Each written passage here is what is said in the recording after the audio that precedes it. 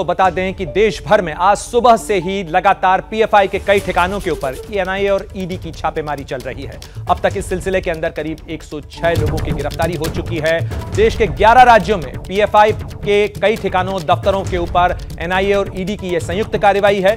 11 राज्यों में अब तक 106 लोगों को गिरफ्तार किया गया है। साथ ही कई राज्यों के अंदर कई लोगों से पूछताछ चल रही है। केरल से 22 लोगों को गिरफ्तार किया गया है और माना जा रहा है कि ये 2 दर्जन से ज्यादा लोगों की गिरफ्तारी सबसे बड़ा आंकड़ा है इस कार्रवाई में।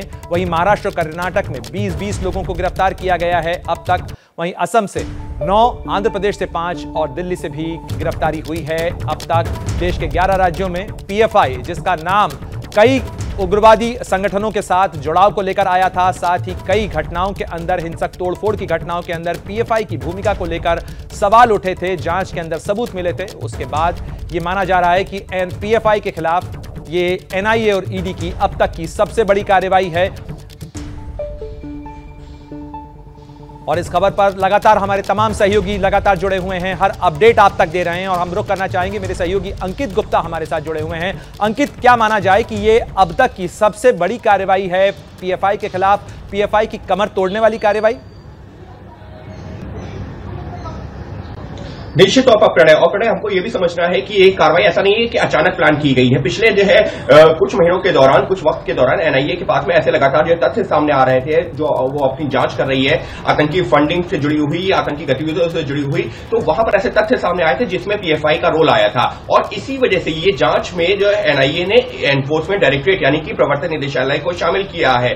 इतना ही नहीं प्रणय, यहां पर एक चीज महत्वपूर्ण ये भी है कि ये जो पॉपुलर फ्रंट ऑफ इंडिया है, ये बैंड ऑर्गेनाइजेशन नहीं है। और जो तमाम राजनीतिक दल हैं, जो विपक्षी पार्टियां हैं, वो अक्सर जो है सरकार को इसी बात पर कटघरे में खड़ा करती रही हैं कि अगर घटनाओं में पीएफआई का रोल सामने आ रहा है तो वहां पर कार्रवाई क्यों नहीं की जा रही, वहां पर उसको बैन क्यों नहीं किया जा रहा। तो आज ये जो कार्रवाई हो रही ना, इसका आगे की क्या जो है क्या रिपरकशन हो सकता है। आज जो कार्रवाई हो रही है उसमें कई सारे ऐसे तथ्य सामने आ रहे हैं जो पीएफआई को कटघरे में खड़ा कर रहे हैं। सामने आ रहे हैं। अंकित, आप बने रहे हमारे साथ में। लगातार महत्वपूर्ण सवाल इसी चीज को लेकर है कि बीते 10 सालों के दौरान लगातार इस चीज को लेकर सवाल उठते रहे कि पीएफआई की भूमिका आपत्तिजनक है। कई घटनाओं में उसकी भूमिका सामने आई, लेकिन उसके बावजूद उसे प्रतिबंधित नहीं किया गया। लेकिन अब माना जा रहा है कि जिस तरीके से व्यापक छापेमारी चल रही है, उस कड़ी में अब नवी मुंबई का भी नाम जुड़ गया है। महाराष्ट्र के अंदर कार्रवाई हुई है, 20 लोगों को गिरफ्तार किया गया है और अब खबर आ रही है कि नवी मुंबई के इलाके में भी पीएफआई के ठिकानों पर एनआईए की छापेमारी हुई है। हमारे सहयोगी सूरज ओझा भी लगातार हमारे साथ जुड़े हुए हैं। सूरज, नवी मुंबई के ठिकाने पर छापेमारी को लेकर क्या अपडेट, क्या जानकारी? जी बिल्कुल, देखिए महाराष्ट्र के कुल 20 ऐसे लोकेशंस हैं जहां पर एनआईए ईडी इस वक्त छापेमारी कर रही है और ये लोकेशन जो है पीएफआई और उससे जुड़े लोकेशंस हैं जहां पर सारी टीमें मौजूद हैं और दस्तावेज को इकट्ठा करने का काम कर रहे हैं। देखिए नवी मुंबई में भी एनआईए की एक टीम पहुंची है जो कि वहां छापेमारी कर रही है। इसके अलावा मुंबई के करीब ही भिवंडी है, पुणे है और जालना, इन तमाम लोकेशंस पर एनआईए की टीम मौजूद है जो कि छापेमारी कर रही है। देखिए अभी एक खुफिया एजेंसियों के हवाले से एक जानकारी मिली थी कि पीएफआई फिलहाल पुणे को अपना हब बना रही है और इसी के चलते देखिए आज एनआईए की टीम वहां पहुंची है और कुछ दस्तावेज भी जमा किए गए हैं। इन्होंने मेंबर बनाने का काम शुरू किया था, मेंबरशिप का पैसे कलेक्ट कर रहे थे, मेंबर्स बना रहे थे लोगों को। तो तमाम तरह के जो आरोप हैं इन पर, इसे साबित करने के लिए और जिस तरह के देश में माहौल खराब करने की भी कई आरोप इन पर लगे हैं, तो इन तमाम चीज़ों को लेकर, फंडिंग्स को लेकर अब एनआईए ने दस्तावेज कलेक्ट करना शुरू किया है। साथ ही ईडी भी इनके साथ है, ईडी उनके असिस्ट कर रही है ताकि किसी भी तरह कि जो फाइनेंशियल टेक्निकलिटी है उसमें कोई भी बाधा ना आए और एनआईए इसमें टेरर एंगल की जांच कर रही है। तो महाराष्ट्र के 20 सेंसिटिव लोकेशंस पर फिलहाल दोनों टीमें हैं, जिसमें नवी मुंबई का भी एक इलाका सामने आया है और भी जानकारियां सामने आ रही हैं कि कैसे कैसे एनआईए ने इस पूरे ऑपरेशन को अंजाम दिया। देखिए जो 20 लोगों की गिरफ्तारी अब तक महाराष्ट्र से हो चुकी है, कल रात से ही प्री प्लानिंग। देखिए एनआईए महाराष्ट्र ने अब तक गिरफ्तारी पर किसी भी तरह का जवाब नहीं दिया, बट इतना कहा है कि 20 से ज़्यादा लोगों से पूछताछ की जा रही है जो कि फिलहाल उनकी हिरासत में है। अभी तक गिरफ्तारी के आंकड़ों को अब तक एनआईए ने साफ नहीं किया है, लेकिन पूछताछ करीब 20 से ज़्यादा लोगों से की जा रही है। जी सूरज, जिस रफ्तार से ये छापेमारी चल रही है, क्या ये माना जाए कि ये महाराष्ट्र में, खासतौर पर महाराष्ट्र और कर्नाटक के अंदर, ये दायरा और बड़ा हो सकता है? जी बिल्कुल प्रणय, देखिए दायरा बड़ा हो सकता है क्योंकि महाराष्ट्र में जिस तरह से एनआईए का खुद का इनपुट था, एजेंसियों का इनपुट था कि पुणे को अब पीएफआई अपना हब बनाने की कोशिश कर रही है। कई सारे ट्रेनिंग प्रोग्राम्स चलाए जा रहे हैं। इसके अलावा कई ऐसे जिले हैं जहां पर ये लोग मेंबरशिप ड्राइव चला रहे हैं, मतलब अपने मेंबर्स बनाने के ड्राइव्स चला रहे हैं। तो जाहिर सी बात है पीएफआई अपने पैर फैलाना चाह रहा है महाराष्ट्र में। इसके अलावा जो महाराष्ट्र में के अमरावती में जो उमेश कोल्हे का हत्या मामला सामने आया था, उस मामले में भी कहीं ना कहीं जांच एजेंसियों को पीएफआई का लिंक मिला था, जिसके बाद पीएफआई के कार्यालय पे छापेमारी की गई थी। पीएफआई से जुड़े लोगों से पूछताछ की गई थी। घंटों तक बिठा के पीएफआई से जुड़े लोगों से पूछताछ कर चुकी है एनआईए।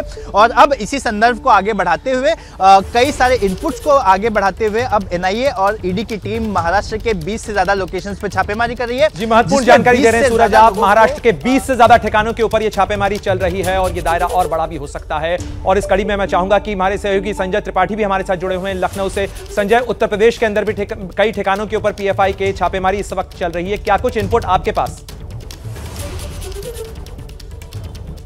बिल्कुल, देखिए यहाँ यूपी एटीएस के सहयोग से एनआईए छापेमारी कर रही है और पूरे प्रदेश के कई जिलों में, जिसमें पूर्वांचल और पश्चिम के कई जिले हैं जहाँ पर रेड की जा रही है। राजधानी लखनऊ में भी छापेमारी की गई है और जिस मकान के मैं बाहर खड़ा हूँ, ये वसीम का मकान है। ये आप देख सकते हैं 2-3 खंड का मकान जो है, ये वसीम का मकान है। वसीम पेशे से टेलरिंग करता है और उसको जो एनआईए की टीम है वो उठा करके ले गई है। बताते हैं कि उसका भी कनेक्शन कहीं ना कहीं इस पूरे के पूरे जो छापेमारी है उसमें था। अभी उसके पिता घर के भीतर हैं लेकिन वो गेट नहीं खोल रहे हैं। सुबह तड़के ये छापेमारी हुई है जहां पर आप देख सकते हैं कि भीड़ लगी हुई है और मोहल्ले के तमाम लोग आप छतों पे देखेंगे यहाँ से लगातार इस छापेमारी पे नज़र बना रहे हैं। सेंट्रल फोर्सेस की एक्शन थी। आप यहीं रहते हैं पड़ोस में? जी बताइए। यहाँ से किसको उठाया है? अब ये मैंने देखा नहीं, फेस क्यों झूठ क्यों? हाँ, रहता है यहाँ पर? अब यहाँ वसीम की पूरी फैमिली है। हाँ। वसीम क्या, कौन कौन है? क्या अम्मी अब्बू रहते हैं, बहन है, भाई है। क्या करता है वसीम? इनकी पूरी फैमिली टेलरिंग का काम करती है। जी, दर्जी का काम। वसीम का नाम पहले भी किसी उसमें आया है क्या? नहीं, ये हम लोग जानकारी थोड़ा नहीं है सर। और हम जानते हैं कि 15 साल से हम खुद ही बाहर हैं। अभी रिसेंटली लौट के आए हैं अभी इसी महीने जो है। तो 15 साल से तो फिलहाल नहीं जानते क्या है, मगर उससे पहले जो है ये टेलरिंग का ही काम करते थे। ठीक है, हाँ, टेलरिंग का काम करते थे, पास पड़ोस के लोग बता रहे हैं। और यहाँ पर इसी मकान में छापेमारी हुई है। वसीम को यहाँ से लेके गई है police, UP ATS, central forces, तमाम जो सुरक्षा बल था वो तड़के यहाँ पर आया और आनंद फानन में हुई छापेमारी से खलबली मच गई। इलाके के लोग नहीं समझ पाए कि आखिरकार क्या हो रहा है। लगातार संजय, देश के कई इलाकों के अंदर चल रही है। ईडी के और एनआईए की छापेमारी पीएफआई के कई दफ्तरों, कई ठिकानों पर चल रही है और पीएफआई से जुड़े करीब 100 से ज्यादा लोगों को अब तक हिरासत में लिया गया है। पूछताछ चल रही है और ये जांच का दायरा, छापेमारी का दायरा और बढ़ सकता है। क्या मजबूरी है मेरी, बताइए। मैं अभी आपको बताती हूँ कि मैंने ओए होए होए होए नमकीन के चटकारे लेते हुए टकटकी मार के डिबेट शो को पॉज रिपीट कर करके देख रहे हैं जोगिंदर जी। इनकी तरह आप भी देखें अपने फेवरेट डिबेट्स को रिपीट कर और डाउनलोड कीजिए एबीपी लाइव ऐप अपने स्मार्ट टीवी पर।